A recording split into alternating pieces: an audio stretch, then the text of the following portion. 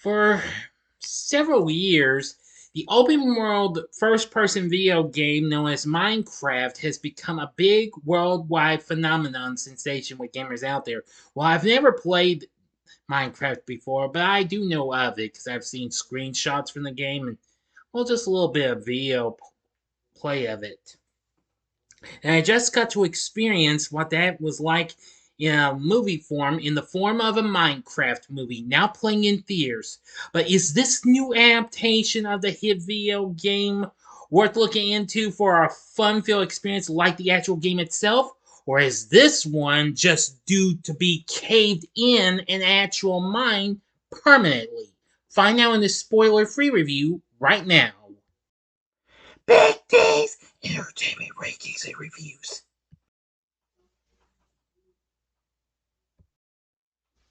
So, greetings, my fellow YouTubers, and welcome to Big D's Entertainment Rankings and Reviews. My name is Doyle, better known to as the Big D, and this time around I bring to you a review of the 2025 fantasy adventure comedy flick, A Minecraft Movie, released by Warner Brothers along with legendary Virgo Entertainment, Domain Entertainment, On the Realm, and Mojang Studios.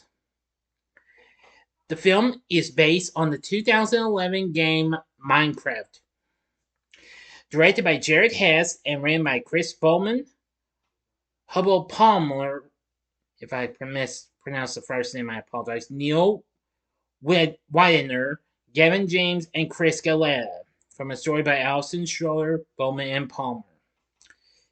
The film features a pretty good cast that includes Jason Momoa, Jack Black, Danielle Brooks, Emma Myers, and Sebastian Hansen. It focuses on four misfits who are pulled through a portal into a cubic world that thrives on imagination, having no choice but to master the world while embarking on a quest with an expert crafter named Steve. Now, this made its premiere just a week ago at the Empire Leicester Square. I hope I pronounced that right. And now, of course, it's out in theaters now. Of course, this film adaptation was originated, well, like over a decade ago, and finally Warner Bros. And Legendary as and what have you. Well, it's got mixed reviews, but however, it's still pretty good. Anyway, I'll only give you a look. As always, I'll only give you a tiny bit of the heads up on how it starts. Steve breaks into a mine to fulfill a childhood dream when he discovers the Orb of Dominance and the Earth Crystal. When combined, they create a portal that transports him to the Overworld, an alternate dimension where terrain is made of easily manipulated cubes. He builds his own paradise and later stumbles across a portal into a hellish world called the Nether.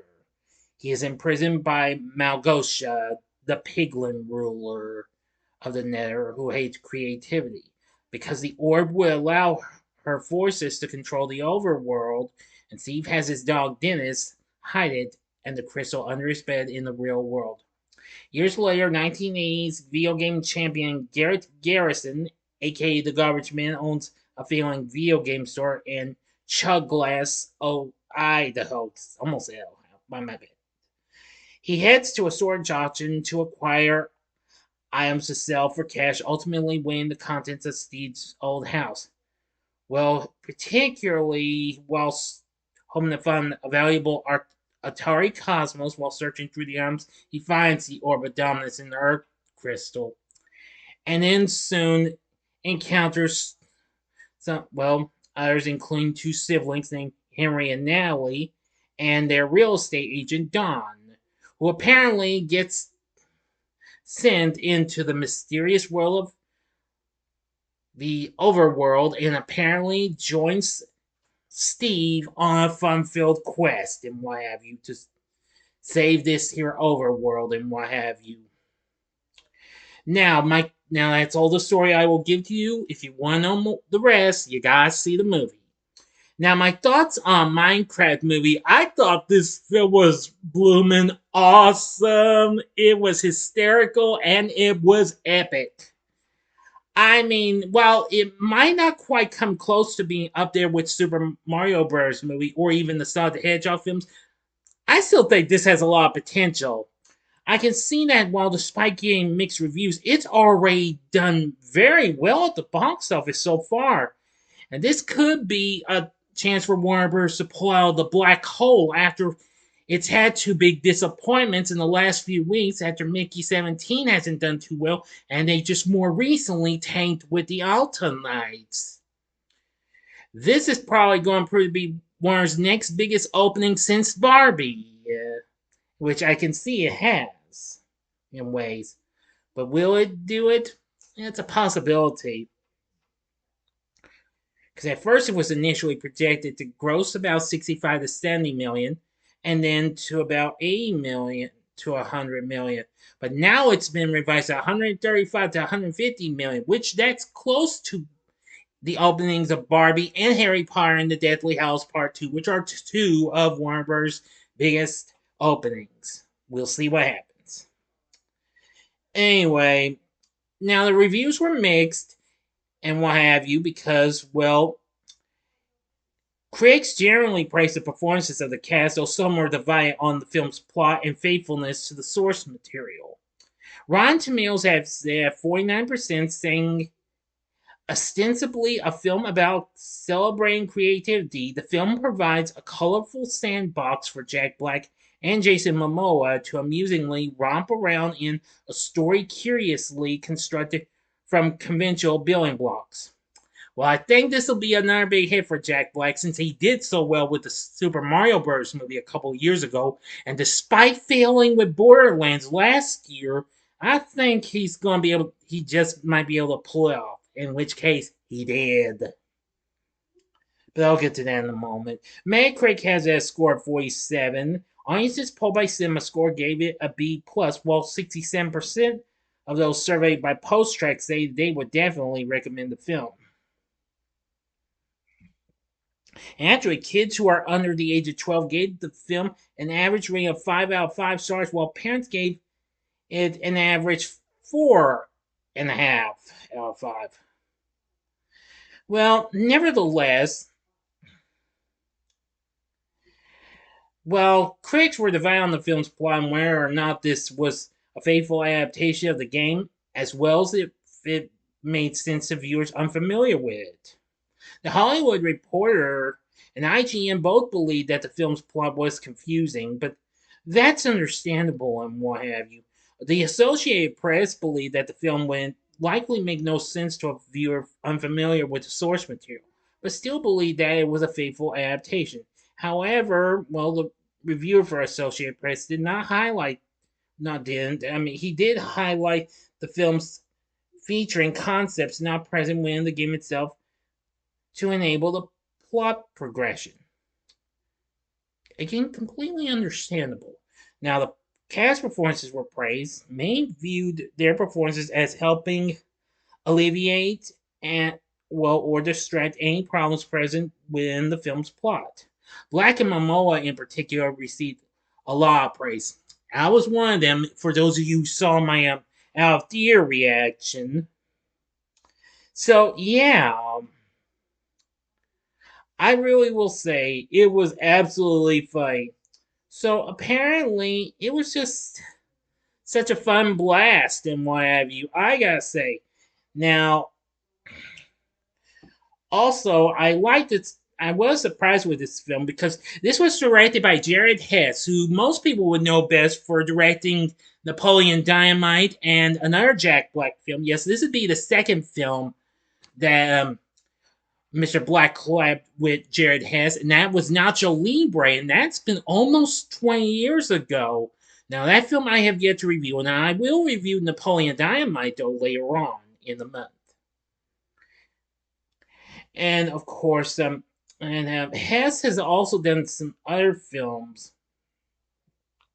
Most of them, I'm afraid, I'm not too familiar with. One is one he did directed with he did with his wife,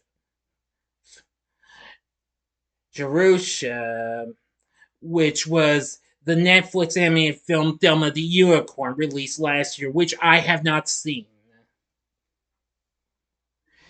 But anyway, I think Hess did an exceptionally good job on this film. Really good. Now, now next up, the score for the film absolutely really good and what have you. The original score was composed by Mark Mothersbaugh, who you may remember of the band Devo, and also the guy who did the music for various kids series, including Pee Wee's Playhouse, Rugrats, and numerous other series. While Gabe Hilfer and Karen Rochtman serve as music supervisors. Merzbaugh incorporated nods to the music of the game by C418 and said that the score was meant to balance the charm of the characters with the action while retaining a depth and emotional resonance. Completely and what have you. This also includes several original songs performed by Jack Black, including I Feel Alive, which actually written by Black himself and features Dave Grohl of the Foo Fighters and Nirvana on drums, Troy Van Leeuwen from Queens of the Stone Age on the guitars, and let's see, Roger Joseph Manning Jr. of Jellyfish on the keyboards, and then Mark Ronson on both rhythm guitar and bass. Yeah, absolutely incredible and what have you. But there was also lots of other tunes in there, along with original songs from numerous others, including Dirty Honey, which of course I was surprised to actually hear the song that put them on the map when I'm gone in the film. That was really something. Believe me, I really like that song. Dirty Honey is a pretty good band. Anywho, now for the cast, we have Jack Black playing Steve. I am going to say, after he did an exceptionally good job as Bowser in Super Mario Bros. Movie, and while I thought he was still a little bit funny as Claptrap in Borderlands, but not as funny as he was as that character was in the video games, I think he does an exceptionally good job as Steve. I mean, this is probably one his funniest bits of work he's done in some time. I mean, after seeing him in other films like School of Rock and what have you, yeah, that's an exceptionally good job where he is singing skills. But as Steve, he's absolutely incredible. Jason Momoa plays Garrett, the garbage man Garrison. I mean, after seeing him in Aquaman and its sequel, as well as Fast X, he exceptionally steals the show. Well, actually, both he and Black steal the show big time. Yeah, but I gotta say, Garrett's just a little crazy at times, but I like him though. Now, playing Henry is Sebastian Hansen, who I'm not too familiar with this person, while his older sister Natalie is played by Emma Myers, who most people might remember her from the show The Glades, and she just more recently started appearing on Netflix's hit Wednesday, if I'm not mistaken. Yes, which of course will be back for its long-awaited second season finally. Yeah, I want to say she was pretty good. While the real estate agent who runs a petting zoo, Dawn, is played by Danielle Brooks, who most people would remember her from another Netflix show, well, a former Netflix show, which was Orange is the New Black. And of course, very soon we'll hear her voice the character of Kitty Cat in DreamWorks The Bad Guys 2 later on this summer. She recently appeared in the Color Purple remake. Anyway, so yeah, so you gotta admit the cast is exceptionally really good. Oh yeah, we also have Jennifer Coolidge, who you know her from movies and TV and what have you. She plays the vice principal of Henry's school. I'm gonna say she's pretty funny. Rachel House voices Malgosha. pretty good character. And we have Jared Hetz, the director himself, lending his voice to one of the characters, General Chungus, a high-ranking piglin in Malgosia's army. Yeah, I must say, the cast is exceptionally really good, and the story's not well, isn't too bad. No matter what they say, so don't mind what they say. I think the story was exceptionally really good, and the atmosphere and feel of the overworld is absolutely incredible. While again, as I've said before, I may not play Minecraft, but I've seen what that game's like, and it's pretty cool and what have you. Don't know where if I'll encounter and play it though, but if I do, I might give it a whirl. So anyway, it's pretty good.